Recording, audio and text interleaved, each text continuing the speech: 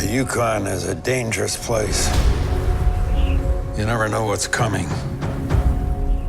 I came up here because I didn't want to be around anyone. And then I met Buck. He was a dog like no other. He'd been spoiled. Out! Come on, Buck. And he'd suffered. Come on. But he could not be broken. I don't know where you came from, but I know where you are now. Welcome to the last place on the earth. I should let him have a minute. Doesn't look like he's ever seen snow before.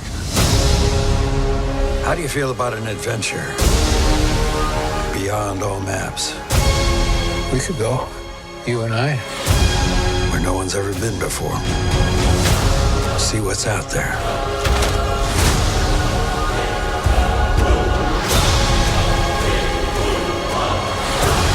I'm glad you're enjoying this. I never saw him believe in anything as much as he believes in you.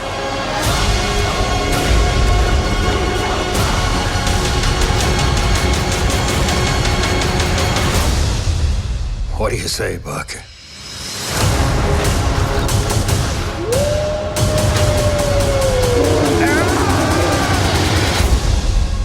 Adventure of a lifetime.